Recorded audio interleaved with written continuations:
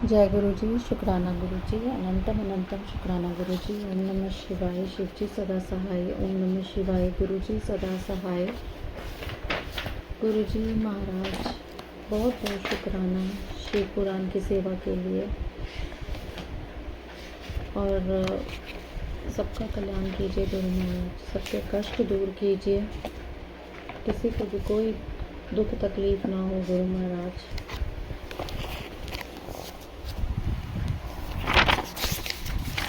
गुरु महाराज जी से आज्ञा लेते हुए आज का शिव पुराण का पाठ शुरू करते हैं। गुरु महाराज जी इस पाठ को इतना ब्लेस कीजिए, इसमें अपनी इतनी शक्तियाँ दीजिए कि इस पाठ को मैं जो आपने एक ज़रिया बनाया है मुझे, मैं बहुत शुक्राना करती हूँ। मैं इस पाठ को पढूँ और सबके कष्ट काटने में गुरु महाराज, सबका कल्याण करने में मेरा भी जो थोड़ा सा सहयोग बने, और मैं इसे सही उच्चारण के साथ पढूँ महाराज। अगर मुझसे कोई गलती हो जाती है तो गुरु महाराज मुझे माफ़ कीजिएगा।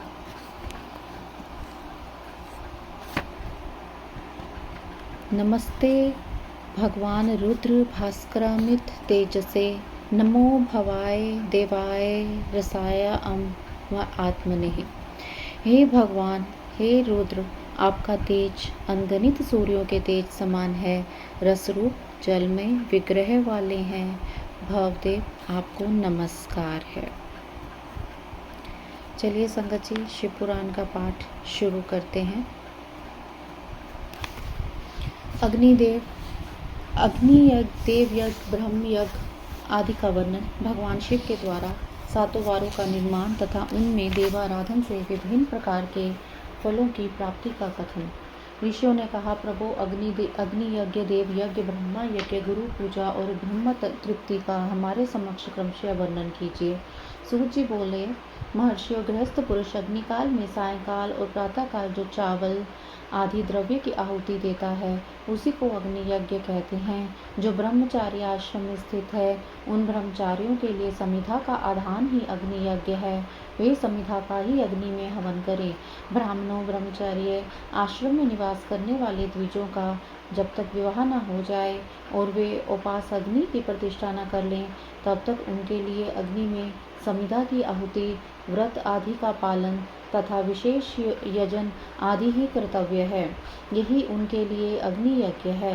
द्विजों, जिन्होंने बाह्य अग्नि को विसर्जित करके अपनी आत्मा में ही अग्नि का आरोप कर लिया है, ऐसे वानप्रस्थियों और सन्यासियों के लिए यही हवन या अग्नि यज्ञ है कि वे विहित समय पर हित कर परिमित और पवित्र अन्न का भोजन कर लें। ब्राह्मणों, सायंकाल अग्नि के लिए दी हुई आहुति संपत्ति प्रदान करने वाली होती है, ऐसा जानना चाहिए, और प्रातःकाल सूर्य देव को दी हुई आहुति आयु की वृद्धि करने वाली होती है। यह बात अच्छी तरह समझ लेनी चाहिए। दिन में अग्निदेव सूर्य में ही प्रविष्ट हो जाते हैं, अतः प्रातःकाल सूर्य को दी हुई आहुति भी अग्नि यज्ञ के ही अंतर्गत है। इस प्रकार यह अग्नि यज्ञ का वर्णन किया गया है। इंद्र आदि समस्त देवताओं के उद्देश्य से अग्नि में जो आहुति दी जाती है उसे देव यज्ञ समझना चाहिए। स्थालीपाक आदि यज्ञ को देव यज्ञ ही मानना चाहिए। लौकिक अग्नि में प्रतिष्ठित जो चूड़ाकरण आदि संस्कार निमित्तिक हवन कर्म हैं उन्हें भी देव यज्ञ के ही अंतर्गत जानना चाहिए। अब ब्रह्म यज्ञ का वर्णन सुनो। द्विज को चाहिए कि वह देवताओं की तृप्ति के लिए निरंतर ब्रह्म यज्ञ करें।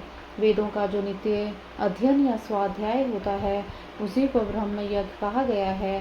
प्रातः नित्य कर्म के अनंतर सायंकाल तक ब्रह्म यज्ञ किया जा सकता है, इसके बाद रात में इसका विधान नहीं है।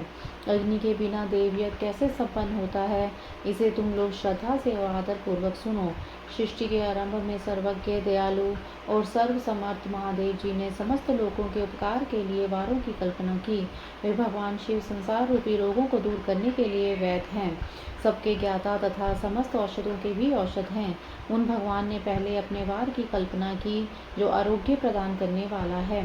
तत्पश्चात अपनी माया शक्ति का वार बनाया जो संपत्ति प्रदान करने वाला है। जन्म काल में दुर्गतिग्रस्त बालक की रक्षा के लिए उन्होंने कुमार के वार की कल्पना की।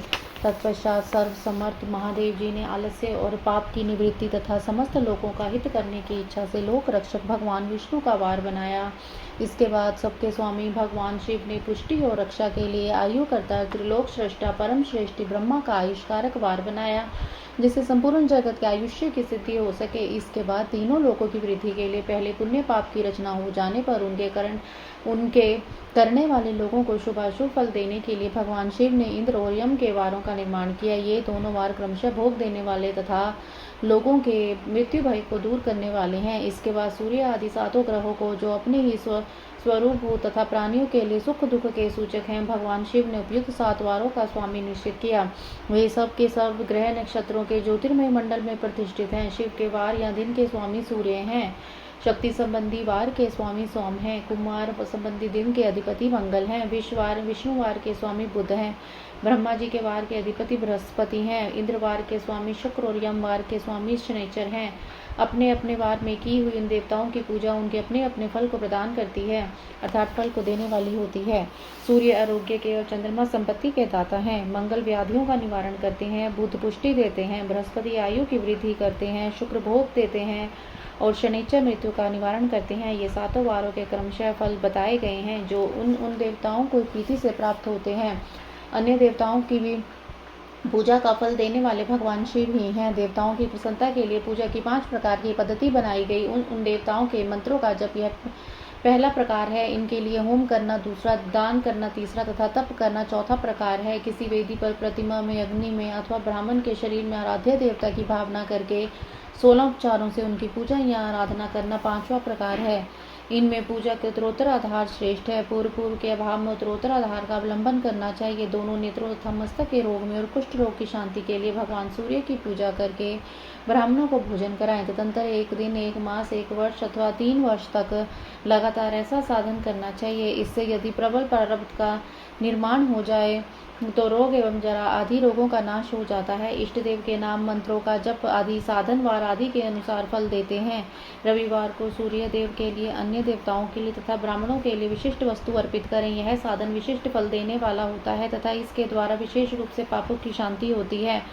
सोमवार को विद्वान पुरुष संपत्ति की प्राप्ति के लिए लक्ष्मी आदि की पूजा करें तथा सपत्नीक ब्राह्मणों को घृत पक्व अन्न का भोजन कराएं। मंगलवार को रोगों की शांति के लिए काली आदि की पूजा करें तथा उड़द, मूंग एवं अरहर की दाल आदि से युक्त अन्न ब्राह्मणों को भोजन कराएं। बुधवार को विद्वान पुरुष दधि युक्त अन्न से भगवान विष्णु का पूजन करें। ऐसा करने से सदा पुत्र, मित्र और कलत्र आदि की पुष्टि होती है। जो दीर्घायु होने की इच्छा रखता हो वह गुरुवार को देवताओं की पुष्टि के लिए वस्त्र, यज्ञोपवीत तथा घृत मिश्रित खीर से यजन पूजन करें।